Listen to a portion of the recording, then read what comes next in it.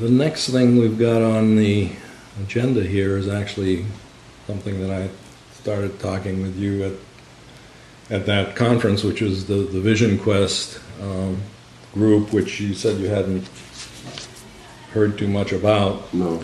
We've had them come in and talk to this group several times, and they've been in to talk a bit with the 19th Ward Schools Committee. They're basically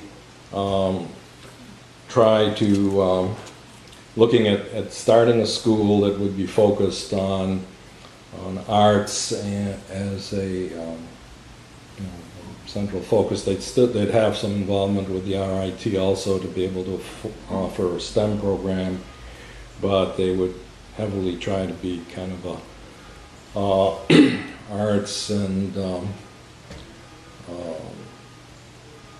acting and all sorts of things that, you know.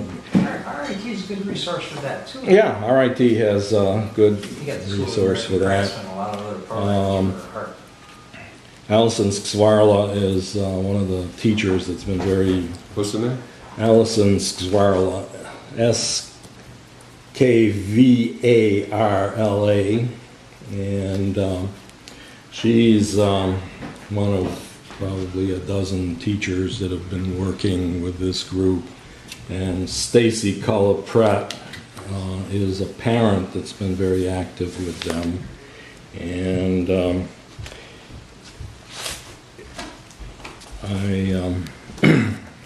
Allison is her name? yeah, Allison Skvarla. And here's an extra copy of the sign-in sheet, and Allison and Stacy are on there along with, I think, just about everybody else who's... Just about everybody else who's here. Yeah, you can hang on to that. And if you look at the, the minutes that are online, they're posted in the education forum. Usually I list all the people who were present at the meeting and what their affiliations are. And several of these, there are videos like this one from the May 21st meeting. There's a link to videos of the presentation, so you can find the YouTube where Allison made the presentation, so you can have more videos to look at than you can shake a stick at. But I try to do, I usually try to record these things because I'm a terrible note taker, and I'd rather work after the fact than miss everything. But it also helps because it's surprising how many things get said and you just don't catch it the first time around.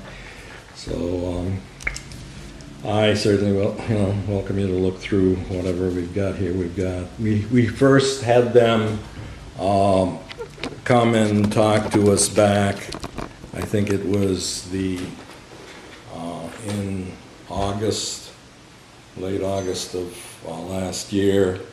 They came in and gave a presentation over at the meeting we had over at the Y on Thurston, and just kind of giving an overview of what they were interested in. And they've been back to give us some updates a few times. The 19th Ward Community Association invited them in. I think it was on the 6th of last month, because this group, the Southwest Common Council Education Committee, and later the 19th Ward Schools Committee got reactivated in response to the closing of School 16. And we've been pushing to eventually try to reopen the school with more of a community involvement, community control, community parent. And we're kind of trying to base it on what Ralph Spezio has been doing over at 17. And what he did before that worked out well, and then he left and it kind of went downhill, and he's back there trying to recreate the miracle, and hopefully that works out.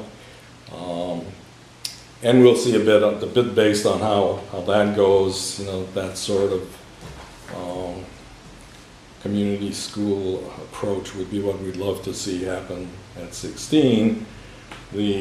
Some of the issues that aren't quite as clear for me certainly, because I thought I was through with schools. My kids had gone through, and it wasn't until we heard that 16 had closed and we thought everything was going well there. And Would never have thought of 16. If that's not a good model of a community-based school, I it's know. served a whole group of people for a long time. Yeah. A lot of them wind up going to Wilson, or they go to the MAP programs from that. So that's a Yeah. good thing. so Building falling apart. Oh yeah, that's the problem. we've been back in the saddle again, whether we liked it or not. And the thing that I'm not sure of is, and I think Ralph had to also deal with issues of, teacher contracts and whatnot in terms of trying to get a team back together that really has the right attitude for having everything work out well again. So, when he came back in, getting the right people back in, I'm sure was a challenge, because you don't have you can't just say, okay, I'll take this one, this one, this one. You have who's there and who's trying to transfer in and what the tenure situations are. So the Vision Quest proposal, which is a teacher-led school that would be parent, teacher, and they're saying, community also involvement to basically have these committees that would select the principal essentially, or the administrator, and hopefully if they model the program correctly, that group would have the ability of changing the administrator if it doesn't work out, because you can pick the best person in the world on day one, and 5 years later, 10 years later, people change, stress levels get to them, whatever, and will things still be going well then? So hopefully if Vision Quest is able to organize itself properly, it might be a real asset for whatever group gets them in, whether it be the 19th Ward in School 16 or some other school, if the right structure is formed. And they've made presentations to the one of the committees of the board, that Mary Adams and I think Malik was there, and Elliot, and that went well. They've made a presentation to Vargas that I also attended, and I think he'd like to see it happen. He wants to make sure that all the T's are crossed and I's are dotted and all the structure is really in there so that they don't run into problems down the pike. So he wants to make sure they get all the accountability, everything built into their school model so that it's going to be a success. And I'm sure they still have a good bit of work to do. I heard from Stacy Colapret in an email today that she might be here later in the meeting, but they were having a meeting for Vision Quest earlier today, and so they were trying to bring their people together, because different people have been working on different aspects of it, and they're trying to get themselves together and make sure that they've got they're all on the same page in terms of what's been done in the last few months, because things seem to be coming fast and furious between what's going on in the schools plus all these various meetings. It's hard to keep track of things sometimes. So hopefully that works out for, whether it be for 16 or for some other school, but it's something that they seem to be very in tune with the need of racial sensitivity. They had 3 or 4 teachers at that meeting where Freed came in to do a workshop with his committee back February, yeah. And so hopefully that'll be a great school if everything works out. So that's since the last meeting that Allison Skvarla came in here and talked, and the presentation that you can see in the video, we had a meeting with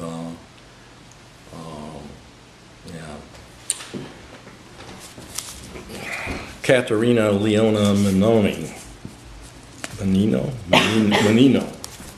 at the Office of School Innovations. She had been very involved with, when they came and did their presentation with Vargas, she's kind of an expert on all the various state things that have to happen when schools get reorganized. And so they met with her to try to get some pointers of things that they should be doing in terms of trying to flesh out their school model. And she gave them a few suggestions. One of the things that's not quite clear yet is whether what's the transition model that they're going to go to, because they would have liked to start a school from scratch. Everybody would like to start a school from scratch. But there's a lot of work to do there, and there are a lot of schools that need to be reprocessed one way or another because of test scores and state saying that school's got to close or this one's a priority school.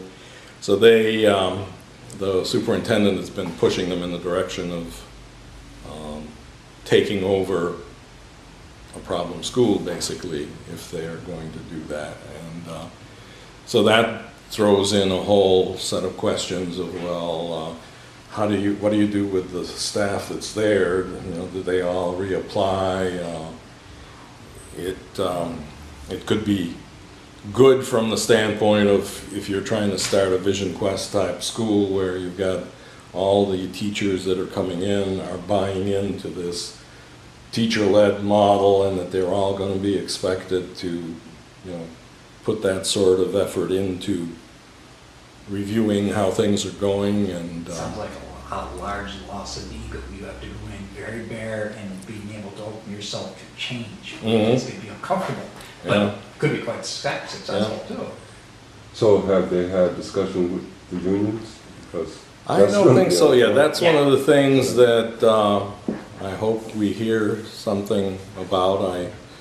I'm not part of their team, but I've been kind of sitting in as a community, representative. That they've talked to us, and it sounds interesting.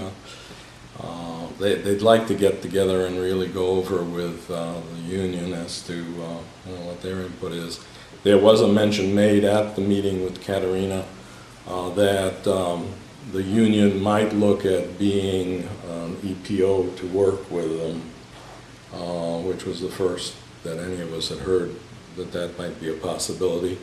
And it'll depend a little bit as to what part of the union would be working as the partnering organization with Vision Quest.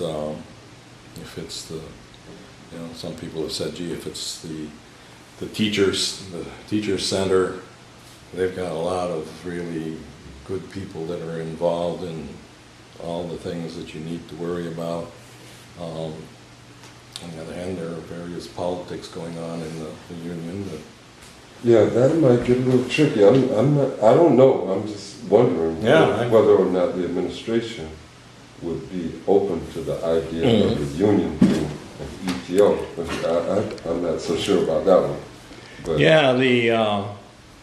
when Katerina mentioned it, she didn't seem to voice an opinion one way or the other. She just said she'd heard that might be, that was something that was being kicked around, and I haven't talked to the union since 25 years ago or so when my kids were in school and I went to talk to Adam Urbanski and to Lavelle Wilson, who was superintendent then, because they were trying to lay off the Spanish teacher. He was in a Spanish immersion class, and they wanted to lay off the Spanish teacher and replace her with somebody who didn't speak Spanish but had tenure.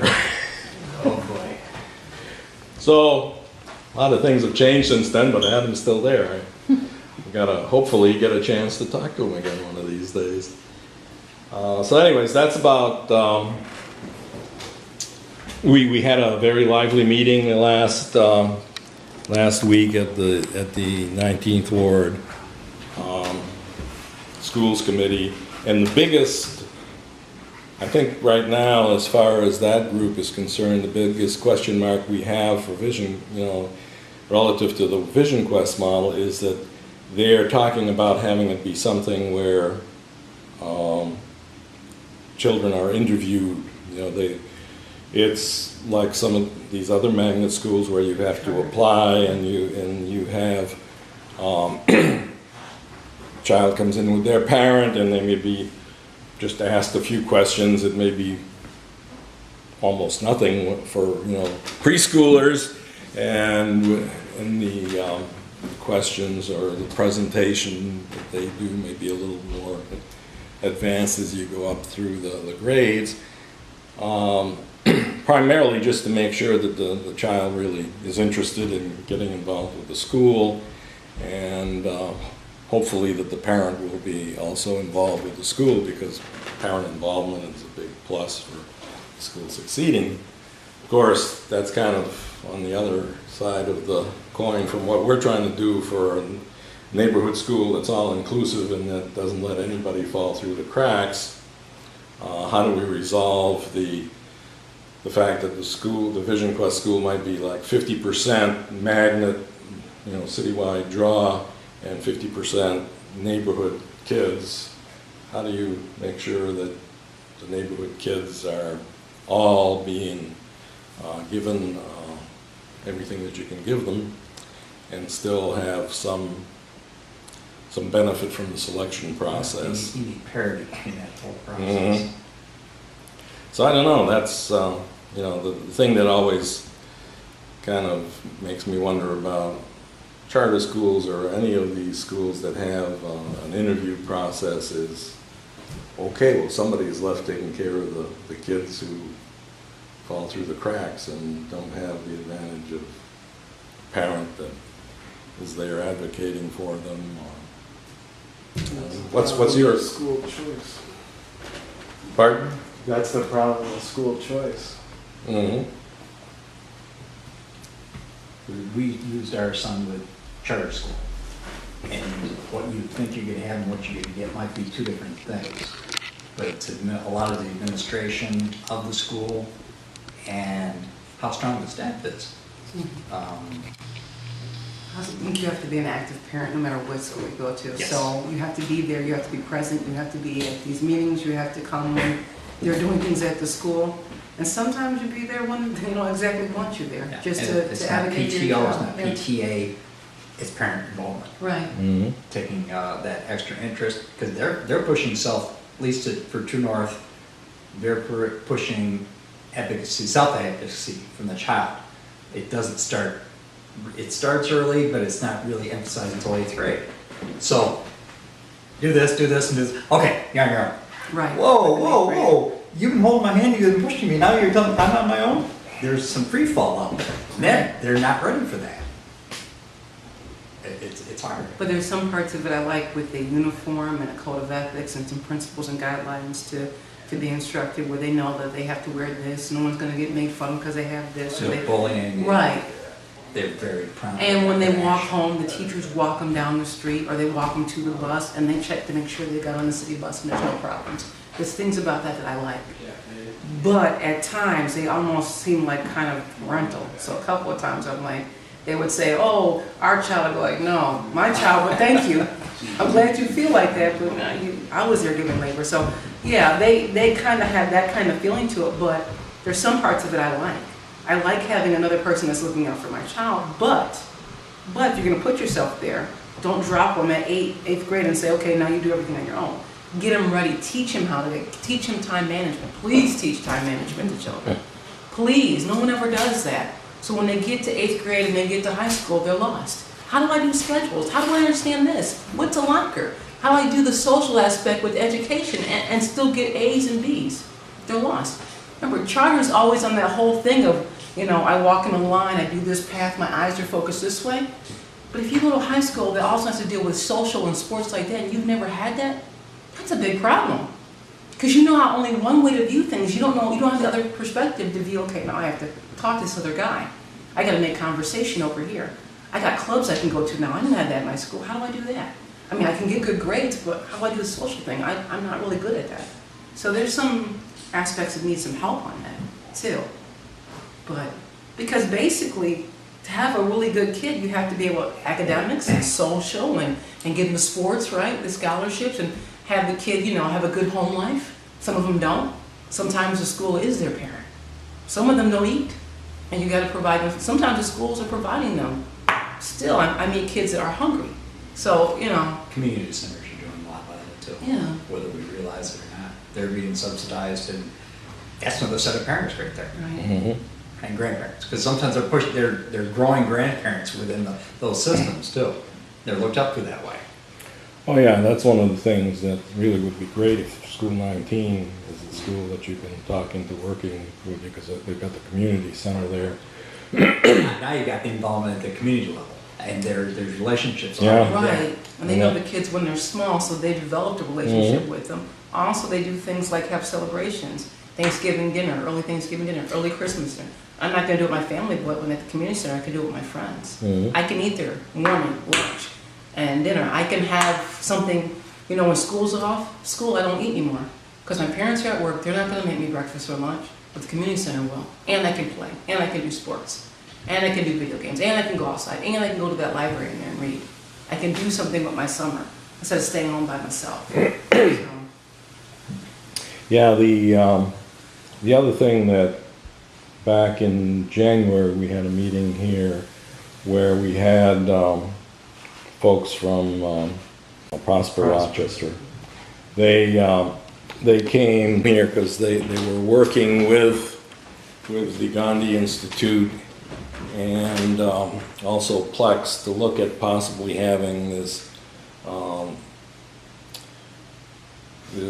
work with the 19th, working with the School 19, I should say, to have the PLEX complex. They were campus, PLEX campus, which was which meant that they would have community involvement from, you know, this center and the neighborhood, working with the school and the community center, and also try to set up a hydroponics, aquaponics, I should say, facility. They were hoping to use the garage that's right behind here. Unfortunately, that got sold out from under them.